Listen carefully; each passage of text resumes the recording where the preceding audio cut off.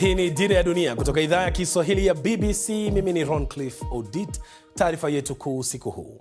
Rais wa Tanzania Samia Suluhu Hassan amekutana na Rais wa Urusi Vladimir Putin jijini Moscow katika ziara ya kihistoria ya siku 3. Swali ni je, ziara hii ina umuhimu gani?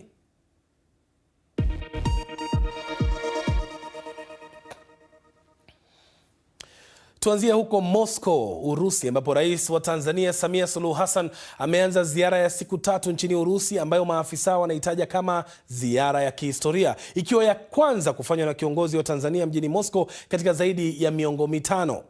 Leo hii Rais Samia alikutana na mwenzake wa Urusi Vladimir Putin, ambaye amesifia ukuaji wa uchumi kati ya nchi hizo mbili. Hii ni ziara ya pili kufanywa na Rais wa Tanzania nchini Urusi tangu mwaka 1969 alipozuru baba wa taifa la Tanzania Julius Kambarage Nyerere. Aidha, ni ziara ya kwanza ya Rais Samia nje ya bara la Afrika tangu vurugu za uchaguzi wa Oktoba 29 mwaka jana. Rais Putin alikuwa miongoni mwa viongozi wa kwanza kumpongeza Samia baada ya kutangazwa mshindi wa uchaguzi wa mwaka uliopita kwa asilimia 98 ya kura. Ziara hii inakuja wakati ambapo uhusiano kati ya Tanzania na baadhi ya nchi za magharibi umezidi kudorora kufuatia ukosoaji mkubwa kuhusu masuala ya haki za kibinadamu na utawala wa demokrasia. Ni ziara ambayo inafuatiliwa kwa ukaribu, huku Urusi ikijaribu kuongeza ushawishi wake barani Afrika. Mwaka jana kulikuwa na ukuaji wa biashara wa kati ya asilimia 20 hadi 25, na hii inatoa mtazamo mzuri sana. Bila shaka tunahitaji kuongeza kiwango cha biashara kati yetu. Tunazo fursa za kufanya hivyo katika maeneo kama nishati, utafiti wa kijiolojia, uchukuzi, afya na elimu. Kwa mujibu wa Ikulu ya Tanzania, viongozi hao wawili wanalenga kuimarisha ushirikiano katika sekta mbalimbali za kimkakati, ikiwemo biashara na uwekezaji, elimu, sayansi na teknolojia, nishati, madini, kilimo pamoja na miundombinu. Pia Rais Samia atashiriki katika jukwaa la kimataifa la uchumi la St. Petersburg. Hii ni fursa ambapo tunapata muda wa kujadili masuala ya maendeleo kwa nchi zetu. Lakini kabla ya hapo, lazima niishukuru Urusi kwa mchango mkubwa iliyotoa wakati wa ukombozi wa Afrika kutoka kwa wakoloni.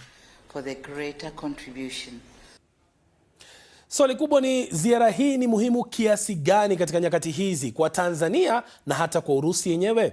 Mwanahabari wetu Sami Awami anatathmini ya kina. Kuna masuala kadhaa ambayo yanaweza kusaidia kuelewa maana ya ziara ya Rais Samia nchini Urusi. Kwanza ni safari yake ya kwanza kabisa nje ya Afrika tangu kuanza awamu yake ya pili. Kwa kumbukumbu zangu, Rais Samia ni rais wa pili tu wa Tanzania kutembelea Urusi akiwa madarakani. Wa kwanza alikuwa Mwalimu Julius Nyerere, na kama sikosei ilikuwa kama mwaka 1969 hivi. Sasa katika ulimwengu wa diplomasia, hiyo si bahati mbaya na inatuma ujumbe wa kiwango au nia ya kuimarisha urafiki, uhusiano mwema na wa karibu, au hata uelekeo mpya wa sera ya mambo ya nje, pamoja na kipaumbele cha maslahi ya nchi kisiasa au hata kibiashara pia. Utakumbuka nchi za Ulaya na Marekani ziliukosoa sana uchaguzi uliomwingiza madarakani Rais Samia, kwamba uligubikwa na uminywaji wa demokrasia na baadaye mauaji ya mamia ya watu, na hivi karibuni Marekani imemwekea vikwazo afisa mwandamizi wa serikali katika usalama wa nchi. Lakini nchi hizi pia zimeendeleza mashinikizo kwamba mwenyekiti wa Chadema Tundu Lissu aachiwe huru na madai ya kupanuliwa zaidi kwa demokrasia nchini. Kwa maneno mengine, ni kama serikali inasema, mkitukosoa na kutuzodoa, kuna watakao tukumbatia na kutukunjulia zuria jekundu. Pili, safari hii inakuja siku chache tu tangu mkutano wa wakuu wa nchi wa serikali kuhusu uvumbuzi wa nishati ya nyuklia barani Afrika uliofanyika nchini Rwanda. Sasa linapokuja suala la nyuklia, Urusi ni kinara wa dunia. Zungumzia kubuni, kujenga na kusambaza teknolojia hii. Yeye anaongoza hapo, kazi inayosimamiwa na shirika la umma la Rosatom. Sasa dunia imeona, na hasa Afrika na nchi zingine zinazoendelea hizi, kwamba utegemezi wa nishati ya mafuta kutoka Afrika Mashariki ya Kati si wa kuaminika. Mgogoro mmoja tu tena ambao hata haihusu Afrika umeshika kabali chumi ya hizi nchi, kupandisha gharama za maisha kitu ambacho kinaweza hata kuyumbisha serikali na nchi kwa ujumla. Kwa hivyo pamoja na mazungumzo mengi yanayoendelea hivi sasa ya kutaka kuchimba mafuta yake Afrika na viwanda vya kuchakata mafuta hayo, nchi hizi za Afrika inabidi zichangamke katika kupata vyanzo vingine vya uhakika katika kujidhatiti hasa kinishati. Na nchi gani nyingine ya kwenda zaidi ya Urusi, vinara hawa wa nishati ya nyuklia? Lakini si kweli kwamba ni Tanzania tu ndio inanufaika na safari hii ya ziara hii ya Rais Samia huko Urusi. Ziara hii ni ushindi mkubwa pia kwa Rais Putin kidiplomasia, kwa maana kwamba kwa kufanikiwa kuwa na Rais Samia na viongozi wengine kutoka Afrika, Putin anatuma ujumbe pia kwa nchi za Magharibi ambazo zimemtenga na kumwekea vikwazo yeye, nchi yake, wafanyabiashara wao, kwamba mimi bado nahitajika, bado nina marafiki na bado nina ushawishi Asia, Mashariki ya Kati, lakini pia hata Afrika. Mabara haya ni ya muhimu kubwa sana duniani, na hasa linapokuja suala la malighafi na masoko na biashara kwa ujumla. Sasa Tanzania ina utajiri mkubwa wa madini adhimu na ya thamani yanayohitajika sana katika ulimwengu huu wa sasa wa viwanda, sayansi na teknolojia. Kwa hivyo kwa kuimarisha uhusiano na Tanzania, bila shaka Urusi pia inajitengenezea mazingira ya kunufaika kibiashara pia katika kupata madini hayo. Tathmini hiyo ya Samia Wami inatukamilishia taarifa yetu kuu usiku huu.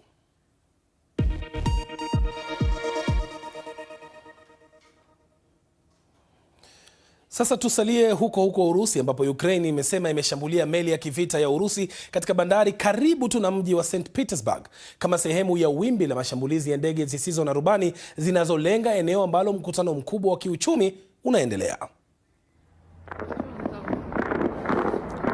Kituo cha mafuta pia kilishambuliwa huku moshi mwingi ukionekana angani. Rais wa Ukraine Volodymyr Zelensky aliyeita mashambulizi hayo kama mashambulizi makubwa yaliyolenga miundombinu muhimu. Mashambulizi hayo yamefanyika sambamba na kuanza kwa mkutano wa kila mwaka wa kiuchumi unaoitwa Russia's Davos. Siku ya Jumanne, msururu wa mashambulizi ya makombora na ndege zisizo na rubani za Urusi ziliua takriban watu 23 kote nchini Ukraine. Mwandishi wa BBC Steve Rosenberg ana taarifa za hivi punde zaidi kutoka St Petersburg.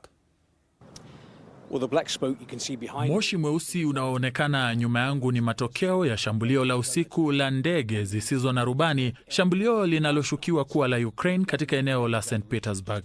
Jana usiku, gavana wa mkoa wa Leningrad, nje kidogo ya jiji la St Petersburg, alitoa onyo la shambulio la anga. Hii leo asubuhi alitangaza zaidi ya ndege zisizo na rubani 50 zimeangushwa. Maafisa wa eneo hilo wanasema kwamba miundombinu imeshambuliwa, hawaelezi ni ipi, lakini tunajua kwamba katika wiki za hivi karibuni ndege zisizo na rubani za Ukraine zimekuwa zikilenga vituo vya mafuta, kwa mfano katika sehemu nyingi za Urusi. Na hii inakuja saa chache tu kabla ya kufunguliwa kwa mkutano mkubwa wa kimataifa wa uchumi ambao Urusi inatumia kujaribu kujitangaza katika jukwaa la dunia.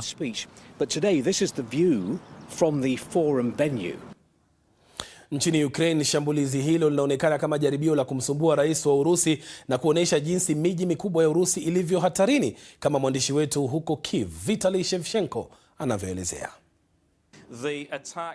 Mashambulizi haya yamekuja wakati huu na kuiaibisha Urusi, hasa wakati wa mkutano huu wa kiuchumi wa Davos ukiendelea. Ni onyesho la Urusi na uchumi wa Urusi kwa Vladimir Putin. Na pia ni mji ambao ni nyumbani kwa Rais Vladimir Putin, ama ni mji alikozaliwa.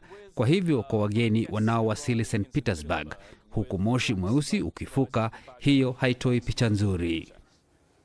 Kwingineko, vyombo vya habari vya serikali ya Urusi vinasema watu 8 waliuawa na wengine 10 kujeruhiwa baada ya ndege isiyo na rubani kushambulia basi la abiria lililokuwa likisafiri kupitia sehemu inayodhibitiwa na Urusi ya Ukraine. Denis Pushlin, kiongozi aliyeteuliwa na Kremlin wa eneo la mashariki mwa Donetsk la Ukraine, anasema basi hilo lilishambuliwa mapema hii leo Jumatano lilipokuwa likisafiri kati ya Moscow na Simferopol katika Crimea inayokaliwa na Urusi. Matangazo haya yanapeperushwa na Star TV Tanzania, One Luo TV nchini Uganda, Mishapi TV huko DRC, pamoja na KTN na K24 TV nchini Kenya. Pia unaweza kutizama matangazo haya katika ukurasa wetu wa Facebook na YouTube BBC Swahili.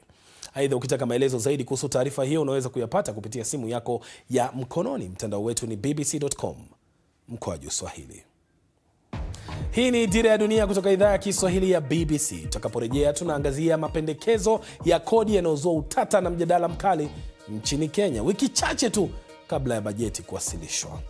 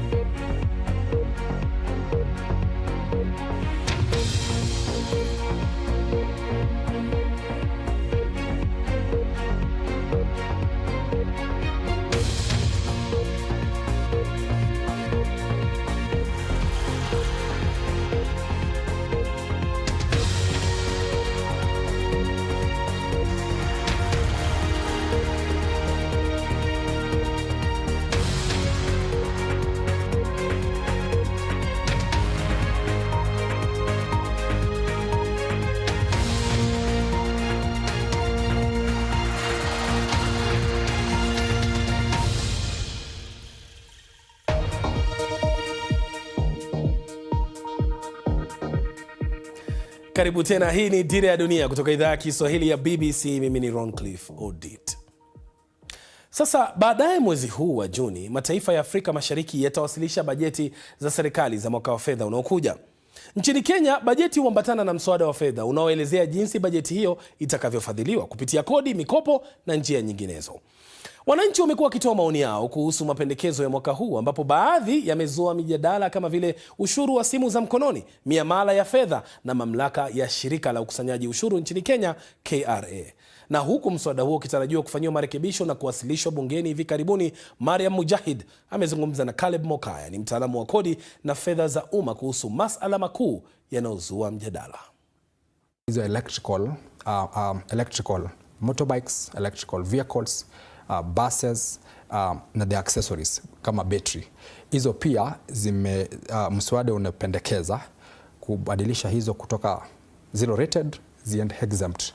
Pia inamaanisha bei ya zile inputs za kutengeneza hizi bidhaa zote hazitaweza ile VAT ambayo inakuja na hizo inputs mwenye kutengeneza ataweza kuclaim. So inabidi ipitishe kwenda kwa mnunuzi. So bei ya hizo bidhaa itaweza kupanda iwapo mswada utapita vile jinsi ambavyo ulivyo.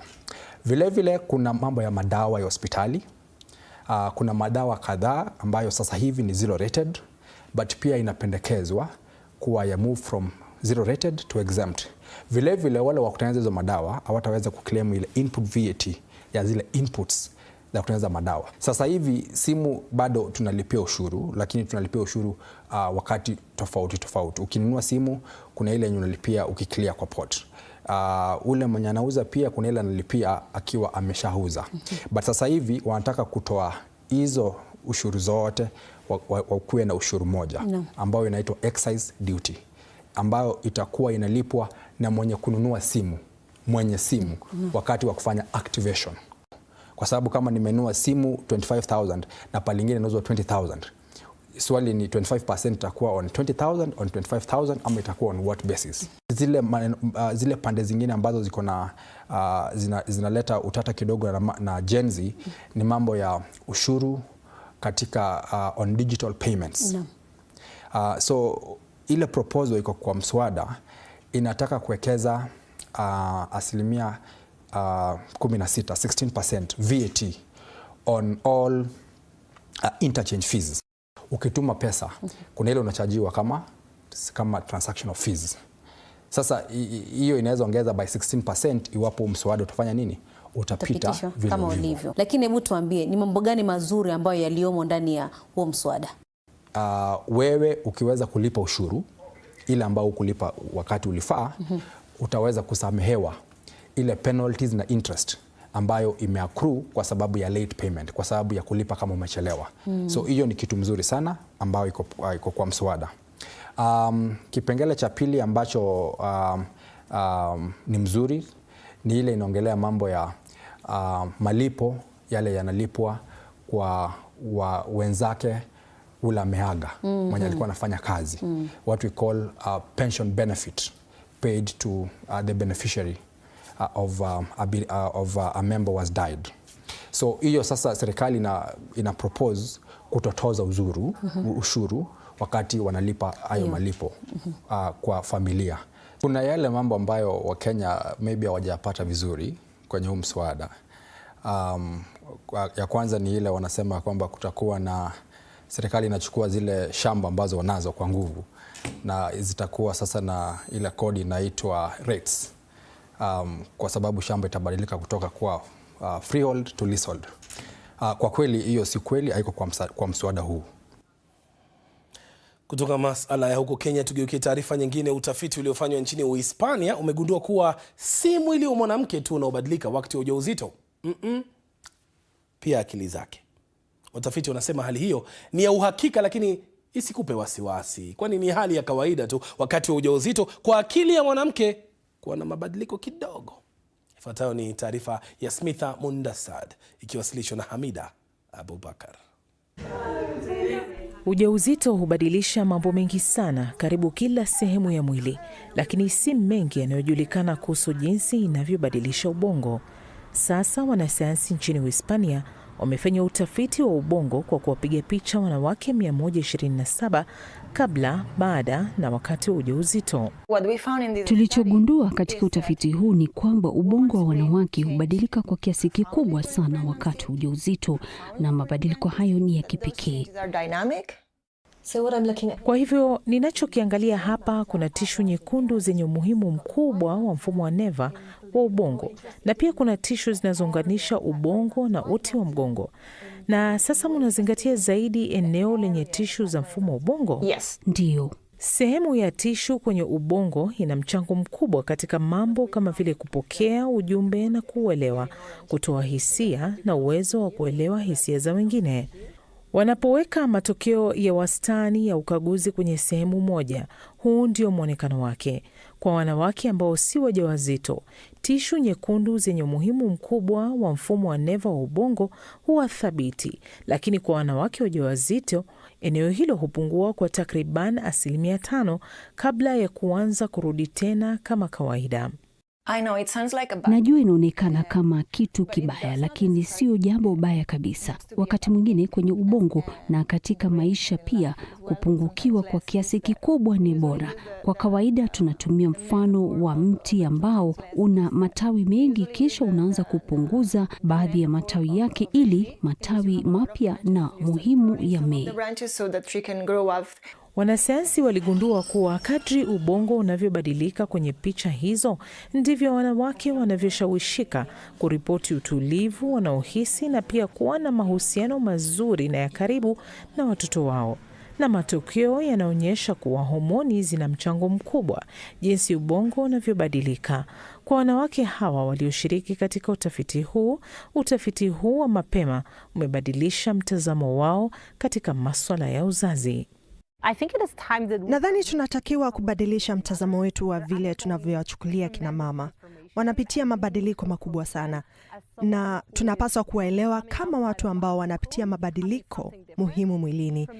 Ni vizuri kama tutawakubali kwamba hili linawatokea na kwamba tunapaswa kuwa nao karibu kuwaelewa, ili kuwashika mkono na kuwafurahia pamoja kwa kile wanachokihisia na kukitarajia. Matangazo yetu ya redio pia husikika kupitia mtandao wetu bbc.com/Swahili, ambapo unaweza kumsikiliza Sarafina Robi, huyo hapo, katika Amka na BBC pamoja na Dira ya Dunia Radio kila siku ya wiki saa 12 kamili asubuhi na saa 12:30 jioni. Hii ni Dira ya Dunia kutoka idhaa ya Kiswahili ya BBC. Tutakaporejea tunazungumza na Teresia Molel aliyetoroka ndoa ya mapema. Alipaswa kuolewa na mwanamume wa miaka 50 akiwa na umri wa miaka 12 tu wakati huo.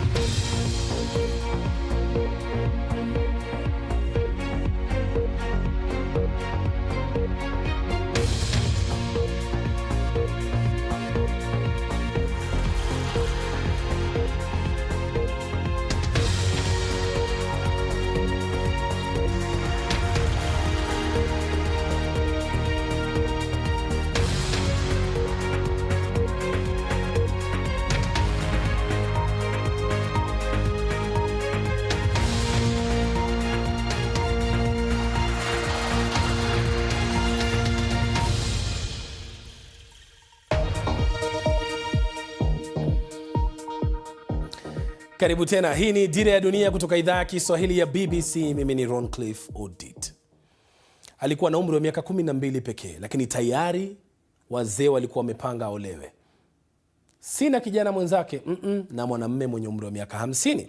Lakini usiku mmoja, kwa msaada wa kakake, Teresia Molel alitoroka kijijini kwao huko Ngorongoro, Tanzania, hadi mjini Arusha ili kuokoa ndoto zake. Miaka mingi baadaye, hii leo yeye ni mtaalamu wa dawa za usingizi, ni mama, mke, na anapigania afya na elimu kwa wanawake wa jamii ya Kimasai. Na yeye mwenyewe anasema mtoto wa kike akipewa elimu, nafasi na uhuru wa kuchagua maisha yake, anaweza kuwa chachu ya mabadiliko makubwa kwa jamii nzima. Amezungumza na Martha Saranga katika makala ya wiki hii ya Waridi wa BBC.